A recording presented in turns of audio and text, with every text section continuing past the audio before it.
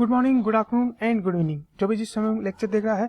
Now अगर हम बात करें आज, तो अपना लेक्चर नंबर स्टार्ट होने वाला है 20, जिसके अंदर आज हम बात करेंगे गुडविल के बारे में। नाउ जब भी हम बात करते हैं गुडविल के बारे में, तो हमें इसमें दो एस्पेक्ट्स हमें देखने पड़ते हैं, दो चीज़ें हमें कवर करनी पड़ती है। सबसे पहला आता है कैलकुलेशन के बारे में, कि हम गुडविल की किस तरीके से कैलकुलेशन करेंगे, और सेकेंड नंबर पर जो एस्पेक्ट आता है वो है इसकी अकाउंटिंग के बारे में, यानी कि हमें इसकी अकाउंटिंग किस तरीके से करनी चाहिए। नाउ अगर हम बात करें कैलकुलेशन के ऊपर, तो कैलकुलेशन हमने सीखी हुई है इन प्रीवियस जो हमारी चैप्टर था, है ना, उसमें हमने ये चीज़ सीखी हुई है। और लेकिन जो अकाउंटिंग है वो थोड़ी सी डिफरेंस है प्रीवियस चैप्टर से, तो हमें अकाउंटिंग इस चैप्टर में सीखनी है।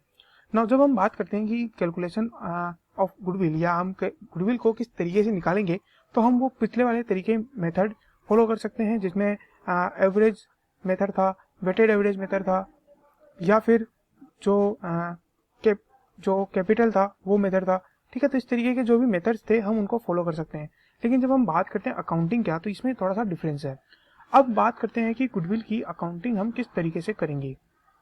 ठीक है, तो गुडविल में अकाउंटिंग में दो तरीके में डिवाइड करता हूँ। देखिए, ये डिवाइडेशन आपकी बुक्स में नहीं हो सकता है नहीं हो, लेकिन ये आपको समझने में बहुत आसान रहेगा। तो देखिए, अकाउंटिंग के समय में इसको दो भागों में डिवाइड करता हूँ। पहला, जब आपकी जो गुडविल है वो बैलेंस शीट में शो हो रही है, ठीक है, बैलेंस शीट में दिखाई गई है। और दूसरा, जब आपकी बैलेंस शीट के अंदर शो नहीं हो रही है, ठीक है, यानी कि अब बैलेंस शीट के अंदर आप देखोगे तो एसेट साइड के अंदर गुडविल का कोई भी अमाउंट नहीं लिखा हुआ है, और ओनली बस बैलेंस शीट में बाकी चीजें हैं, गुडविल कोई लिखा हुई नहीं है। अब देखिए, जब भी आप बात करते हैं अकाउंटिंग की, तो अकाउंटिंग का एक कॉन्सेप्ट है, और उसी के आधार पे अकाउंटिंग केवल उस गुडविल को अलाउ करता है जो आपने परचेज की है। यानी कि अगर आप कोई और गुडविल जो है बैलेंस शीट में नहीं लिख सकते, केवल वो ही गुडविल आप लिख सकते हो जो आपने परचेज की है। तो सर, क्या गुडविल भी परचेज की जाती है? हाँ, गुडविल ऑफकोर्स परचेज की जाती है। और वो कैसे परचेज की जाती है मैं आपको बताता हूँ। देखिए, क्वेश्चन में हो सकता है आपको जब 12th क्लास में आपको ये नहीं बताया जाए कि परचेज किस तरीके से की जाती है, और आपको जो क्वेश्चन दे दिया जाए आपको उस हिसाब से करना है। ठीक है, आपको इतना दिमाग नहीं लगाना है, बट मैं आपको बताता हूँ कि किस तरीके से परचेज होती है। तो देखिए, मान लीजिए कि आप एक शहर में, आपके पास एक पार्टनरशिप फर्म आप खोले, आपने 3 पार्टनर गए, और अब आपको एक दुकान खोलनी है। ठीक है, मान लीजिए आपको जो दुकान है वो होटल की दुकान आपको खोलनी है। ठीक है, स्वीट्स की दुकान आपको खोलनी है, होटल खोलनी है। अब यहाँ पे पहले से ही एक होटल जो है चल रही थी। ठीक है, अब लेकिन उसने बोला था कि मैं अब यहाँ से छोड़ के जाना चाहता हूँ, और आप चाहो तो मेरी इस दुकान को परचेज कर सकते हो। ठीक है, उसने यहाँ बोर्ड लगाया हुआ था। अब आप तीनों पार्टनर यहाँ गए और उसको बोला कि हमें आपकी ये दुकान परचेज करनी है। उन्होंने कहा ठीक है, आपको ये परचेज करनी है, तो मेरी जो प्राइस है वो है 1 करोड़। ठीक है, आप मुझे 1 करोड़ रुपीज दे दीजिए, और ये दुकान जो है आपकी हो गई। अब आप तीनों उससे बार्गेनिंग करते हो और बताते हो कि आपके जस्ट सामने एक दुकान है। ठीक है, आपके जस्ट सामने एक दुकान है जो कि आपके सिमिलर व्यू में है, और सिमिलर जो है आपका एरिया है। ठीक है, न ऊपर न नीचे, बिल्कुल बराबर एरिया है। फिर आप, और वो जो मांग रहा है वो केवल 75 लैक्स मांग रहा है, जबकि आप 1 करोड़ मांग रहे हो। तो ऐसा क्यों, ये डिफरेंस क्यों आपने किया हुआ है? तब आप बताओगे, वो जो इंसान है जिससे आप परचेज करने गए थे, वो आपको बताता है कि देखिए, मैं पिछले 10 सालों से होटल कर रहा हूँ। ठीक है, और इस होटल से यहाँ पे काफ़ी बड़ी मैंने गुडविल क्रिएट की है, जो कि आपके कस्टमर्स लाने में काफ़ी हेल्पफुल रहेगी। और मैं जो 25 लैक्स मांग रहा हूँ, मैं उसी गुडविल के मांग रहा हूँ। तो यहाँ पे आपने जो 25 लैक्स दिए, या आपने परचेज की है गुडविल के, और उसके दिए हैं। ठीक है, तो जब भी आप अपनी बैलेंस शीट बनाओगे, तो वहाँ पे आप क्या दिखाओगे? वहाँ पे आप एसेट साइड में जो लैंड है जो आपने खरीदी दुकान की, वो आप दिखाओगे लैंड एंड बिल्डिंग की 75 लैक्स, और गुडविल आप दिखाओगे 25 लैक्स। तो ये तो क्या हो गया, जब आपने गुडविल को परचेज किया है, लेकिन तब आप बैलेंस शीट में दिखा सकते हो। ये आपकी अकाउंटिंग बोलती है।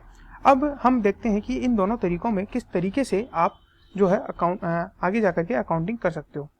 ठीक है, देखिए, अगर आपकी गुडविल जो है वो बैलेंस शीट में शो हो रही है, तो आपको एक जनरल एंट्री नहीं करनी पड़ती। और वो जनरल एंट्री क्या होती है? वो होती है गुडविल को बैलेंस शीट में लाने की। कौन सी जनरल एंट्री? देखिए, अब वो जो गुडविल है अगर बैलेंस शीट में शो हो रही है, तो ठीक है, वही वैल्यू आप मान ले रहे हो। लेकिन अगर आपको गुडविल लेके आनी है बैलेंस शीट में, तो आप क्या करोगे? गुडविल अकाउंट, क्योंकि एसेट है, तो आप इसको क्या करोगे? डेबिट करोगे टू जो तीनों पार्टनर है। ठीक है, ऑल पार्टनर्स। ठीक है, ऑल पार्टनर्स, कैपिटल का अकाउंट। ठीक है, ऑल पार्टनर्स कैपिटल अकाउंट, यह आप एंट्री कर दोगे ना। जब आप ये एंट्री करोगे तो इससे क्या होगा, इससे आपका जो इफेक्ट होगा वो क्या होगा कि सभी के पार्टनर्स कैपिटल में जो है क्रेडिट हो जाएगा और गुडविल अकाउंट जो है डेबिट हो जाएगी, यानी गुडविल अकाउंट का बैलेंस बढ़ जाएगा और इधर क्रेडिट साइड में कैपिटल अकाउंट का बैलेंस भी बढ़ जाएगा। अब यहाँ पे जो सेकेंड चीज आपको करनी है वो क्या करनी है कि अब वापस आपको 2 एंट्री करनी है, ठीक है। 2 एंट्री कैसे कि अब 2 एंट्री जो आपको करनी है वो है, पहली एंट्री 2 तरीके से आप एंट्री कर सकते हो, और वो किस तरीके से। अब अगर आपका जो क्वेश्चन है वो ये बोलता है कि गुडविल को जो है बैलेंस शीट में नहीं दिखाना है,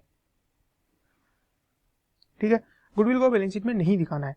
अगर गुडविल को बैलेंस शीट में नहीं दिखाना है तो गुडविल को वापस से क्लोज कर दो, और क्लोज करने के लिए आपको क्या करना पड़ेगा, गुडविल को क्रेडिट करना पड़ेगा, गुडविल अकाउंट को क्रेडिट करना पड़ेगा। लेकिन जब आपने गुडविल अकाउंट को क्रेडिट किया तो डेबिट भी कुछ ना कुछ करना पड़ेगा, तो यहाँ पे आप डेबिट करोगे, बाकी के जो पार्टनर है, रिमेनिंग पार्टनर्स जो है वो आप यहाँ पे रिमेनिंग पार्टनर्स कैपिटल अकाउंट आप डेबिट कर दोगे और क्रेडिट क्या करोगे, गुडविल अकाउंट। दूसरा ये बोला जा सकता है कि गुडविल को आप बैलेंस शीट में दिखाओ, ठीक है, गुडविल को आप बैलेंस शीट में दिखाओ।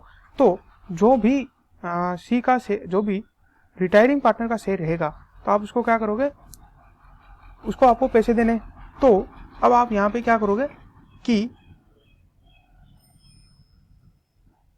उसको यहाँ पे कुछ भी यहाँ पे जनरल एंट्री आप नहीं करोगे, और ये जो इसको यहाँ पे गुडविल का जो शेयर है वो यहाँ पे मिल जाएगा, क्योंकि ये ओपन यहाँ पे आप करोगे, ठीक है। तो यहाँ पे ऑफकोर्स यहाँ से जो है पार्टनर्स कैपिटल यहाँ हो गया, तो यहाँ पे आपको शेयर मिल जाएगा। लेकिन अगर आपको क्लोज करने के लिए बोला जाए तो ये एंट्री आप कर सकते हो। नाउ कई बार क्वेश्चन क्या होता है, ये आपको बोल देता है कि गुडविल को बुक्स में ही मत दिखाओ। देखिए 2 चीजें होती है, गुडविल को बैलेंस शीट में नहीं दिखाना है, ठीक है, बैलेंस शीट में नहीं दिखाना तो आपने क्या किया, गुडविल को अकाउंट को क्लोज कर दिया। लेकिन दूसरी चीज होती है कि गुडविल को बुक्स में ही मत दिखाओ, यानी गुडविल का नाम आना ही नहीं चाहिए बुक्स में। तो आपको सिंपल सी करना है कि जो भी पार्टनर रिटायर हो रहा है तो यहाँ पे करना है रिटायरिंग पार्टनर कैपिटल अकाउंट को क्रेडिट, ठीक है। लेकिन डेबिट क्या करना है, डेबिट करना है जो बाकी के गेनिंग पार्टनर है, यानी कि जिनको प्रॉफिट हो रहा है, क्योंकि वही उस प्रॉफिट का जो है अपना देंगे हिस्सा, ठीक है। जो जो जिनको भी गेनिंग हो रहा है, पार्टनर्स कैपिटल अकाउंट, ठीक है। तो इस तरीके से आपको जनरल एंट्री करनी है ना। अब हम इसे एक एग्जांपल के थ्रू समझते हैं जो आपको और काफी अच्छे से समझ में आएगा। तो एक एग्जांपल ले लेते हैं। मान लीजिए कि ए, बी एंड सी पार्टनर थे 3:2:1 में। अब यहाँ पे क्या हुआ कि एक दिन सी ने बोला कि मैं रिटायर हो रहा हूँ, ठीक है, और जो टोटल गुडविल थी वो निकल के आई थी आपकी 1,20,000। अब यहाँ पे 2 तरीके, सबसे पहला गुडविल जो है वो बैलेंस शीट में नहीं दिखाई हुई, आपने बैलेंस शीट को देखा, वहां पे कोई गुडविल नहीं है, ठीक है। अब आपके पास 3 तरीके, पहला तरीका है कि आप केवल ये बोलो goodwill account debit to A, to B, to C 1,20,000, और यहाँ पे क्या जाएगा 60,000, 40,000 एंड 20,000, ठीक है, इस तरीके से हो जाएगा। और अब आपको कुछ नहीं करना है, ठीक है, ये सी के कैपिटल अकाउंट में चला जाएगा और सी इस पैसे को लेकर के निकल लेगा, ठीक है। क्या होगा, सी इस पैसे को लेकर के चला जाएगा। लेकिन अगर आप बात करते हैं कि अब क्वेश्चन आपसे एक और डिमांड करता है, क्वेश्चन ये बोलता है कि गुडविल को बैलेंस शीट में मत दिखाओ, ठीक है, बैलेंस शीट में शो नहीं करना है, ठीक है, does not appear in the balance sheet. Now यहाँ पे आपको क्या जनरेट करनी है, तो अब आपको गुडविल अकाउंट बंद कर देना है, ठीक है। तो गुडविल अकाउंट बंद करना है, किस तरीके से आपको करना है, A B to goodwill account, ठीक है, इस तरीके से आपको गुडविल अकाउंट को बंद कर देना है। अब ए और बी में किस तरीके से आएगा, तो 1,20,000 और बाकी का जिनका जो रेशियो था तो वो अब यहाँ कोई इन्फॉर्मेशन नहीं दी है, हम ले रहे हैं 3:2। 3:2 में जब आप इसको देखोगे तो ये क्या निकल के आएगा, 3:2 में डिवाइड बाई 5, तो ये कितना आ जाएगा, divide by 5, 2 and 4, 24, multiply by 3, ठीक है, तो ये आ जाएगा 72,048,000, ठीक है। तो इस तरीके से ये निकल के आ जाएगा। नाउ यहाँ पे अब ये एंट्री हो जाएगी। तो यहाँ पे अगर आप देखो तो इसके अकाउंट से कितने चले गए, एक कैपिटल अकाउंट से इसके अकाउंट से चले गए 12,000 और इसके अकाउंट से चले गए नेट में 8,000 और ये दोनों मिलकर के चले गए 20,000 किसके अकाउंट में, सी के कैपिटल अकाउंट में ना। अब आपसे एक और क्वेश्चन डिमांड कर सकता है कि ये सारी एंट्रीज आपको करनी नहीं है, शॉर्ट एंड सिंपल में आपको एंट्री करनी है और वो एंट्री क्या होगी कि आपको गुडविल को बिल्कुल भी बुक्स में ही नहीं दिखाना है, बुक्स में ही अपीयर नहीं होना चाहिए, बैलेंस शीट तो दूर की बात है। तो ऐसे में आपको एंट्री क्या करनी है, short and simple AB to C account और ए से कितना चला जाएगा 12,000, 8,000 और 20,000। अब यहाँ आप जो मैंने ये फिगर लिखा है ये किस तरीके से लिखा है, ये फिगर आपको लिखने के लिए सबसे पहले आपको सी का शेयर देखना पड़ेगा कैपिटल के अंदर, ठीक है। सी का शेयर कितना था 20,000, सॉरी गुडविल के अंदर कितना शेयर था 20,000। अब इस 20,000 को आपको डिवाइड करना है गेनिंग रेशियो में। तो ए को कितना गेन हो रहा था 3 और बी को कितना गेन हो रहा था 2, यानी कि इनका जो गेनिंग रेशियो था वो क्या था 3:2। कैसे निकलेगा, अगर कोई भी इन्फॉर्मेशन नहीं दी हुई है तो गेनिंग रेशियो भी जो ओल्ड रेशियो है वही रहता है। तो इनका ओल्ड रेशियो क्या था 3:2, तो यही इनका गेनिंग रेशियो बन जाएगा। यहाँ पे आप एक और चीज निकाल सकते हो अगर आपको निकालना है वैसे, तो ए का गेनिंग रेशियो क्या हो जाएगा, ओल्ड 3 सॉरी न्यू ज़्यादा होगा तो 3/5 माइनस 3/6, इन दोनों को अगर आप करोगे तो ये निकल जाएगा 30, उसके बाद 18 माइनस 15, 3/30 ये आ गया। सेम इसी तरीके से बी का 2 निकल जाएगा 30 और इन दोनों का जो रेशियो आएगा 3:2 आ गया। अब इसको आपको 3:2 में डिवाइड करना है तो ये आ जाएगा 12,000 और इधर आ जाएगा 8,000। तो आपने जनरल एंट्री क्या करनी है 12,000, ए का 12,000 से बी का 8,000 और सी को क्रेडिट कर देना है 20,000 से। इसका नेट इफेक्ट क्या हुआ, ए का 12,000 चला, बी का 8,000 गया और सी को 20,000 मिल गया।